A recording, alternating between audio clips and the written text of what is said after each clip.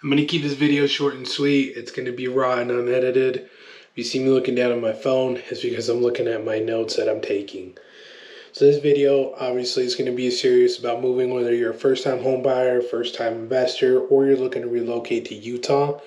I do service Cache Valley, Box Elder, Weaver County, Davis. Most people are going to know this as Logan area, Tremont area, Ogden, Salt Lake, and so on and so forth. For those of you that don't know me, my name is Eduardo Rodriguez. I'm a bilingual agent here in the state of Utah. I will also be servicing Idaho here very soon. Again, I apologize looking at my phone. With a lot of selling and buying property, I get into the habit of knowing everything that's going on. And I tend to forget that a lot of first-time home buyers, a lot of people relocating are not used to the process. And so what I think I'm already used to, I forget that you guys don't know. So this information is mostly going to be for you.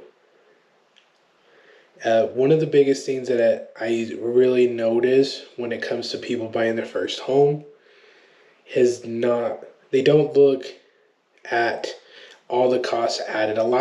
It's easy to run on Zillow. You get on Zillow, you find a house that you like, let's say out in Providence area. Zestimate's telling you your monthly payment's going to be $2,200 a month. That's such a rough estimate. Calculating your taxes, property taxes, your home insurance, there's so much that goes to it that it'll misconstrue what you can afford or what you're looking at monthly payment wise. One of the biggest things that I recommend, you hear a lot of agents bug you and push you towards talking to a lender, is for that reason. Let's say you find a property, you're like, Ed, I'm in love with it, I want to go get the specific property. What does everything look like? Well, I will send you to a lender. If we've already been pre-approved to someone, or I know what specific property you're looking for, I can send it to one of my lending partners and they can literally break down almost to the last penny on what everything's going to look like and give you a very, very accurate idea of what that kind of information is going to look like. Another thing back on the lending stuff is there's a pre-qualification and a pre-approval. I'm not going to go into super big detail because this is just a quick intro video.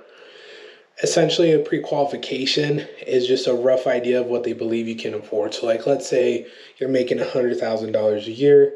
Based on that, they're going to say you can probably afford a $3,000 to $5,000 a month mortgage. That's not by any means, don't question my math. I'm just off the top of my head, just random example. A pre-approval, however, is a much more detailed kind of, think of it like the Zestimate of what your monthly payment could be, and then a very detailed idea of what it's going to look like for that specific property.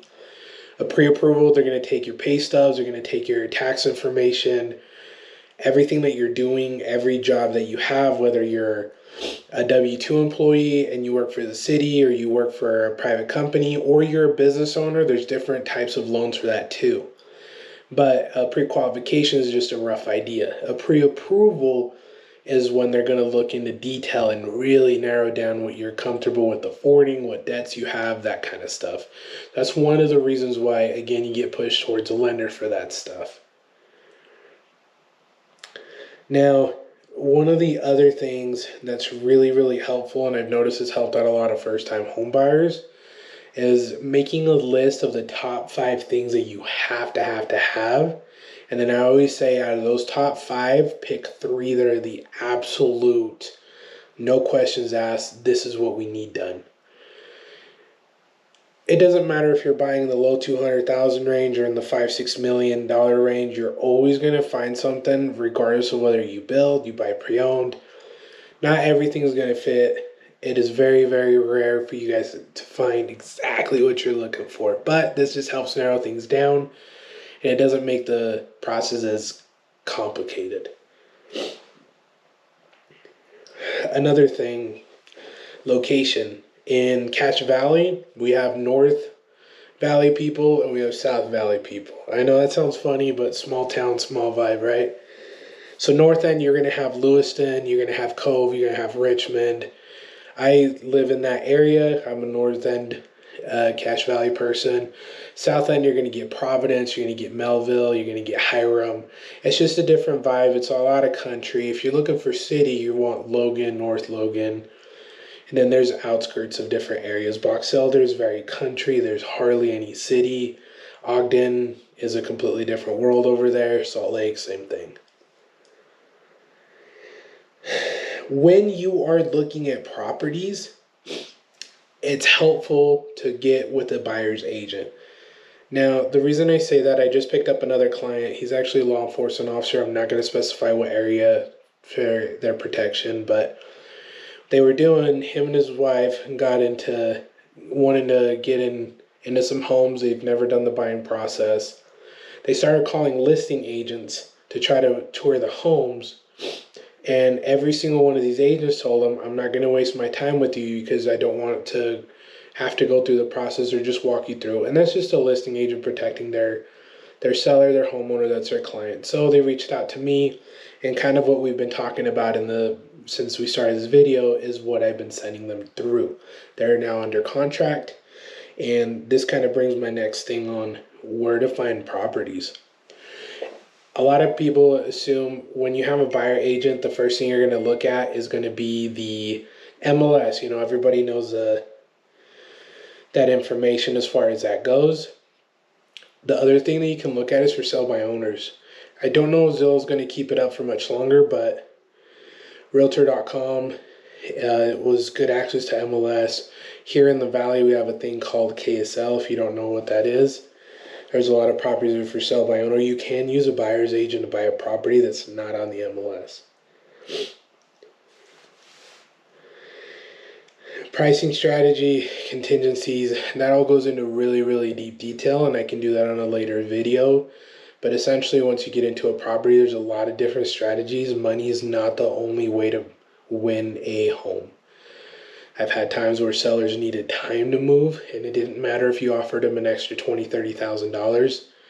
They still wanted the time and were willing to take a cut if you would be able to provide them. So those are some of the kind of strategies that we can do. A lot of other things that goes involved into it, I'll follow up on a different video. But you're going to have earnest deposit, there's upfront fees, and then there's after fees. There's first-time home buyer grants. They can get you into properties with zero money down. There's a lot of different great strategies that we can do. During the contract period, again, these guys are new. They're asking a lot of questions. There's home inspections. There's appraisals. What do we do when there's stuff that goes wrong? Those are all great questions to have. And if you have any specific questions that you've been wondering about, feel free to put those in the comments and I can describe it to you in a different video. Just a lot of information to go on in this one.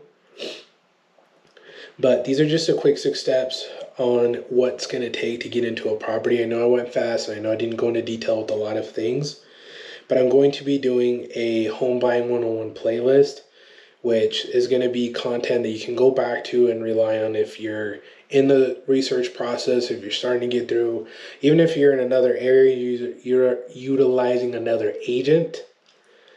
Feel free to come back to this content. It can provide you information.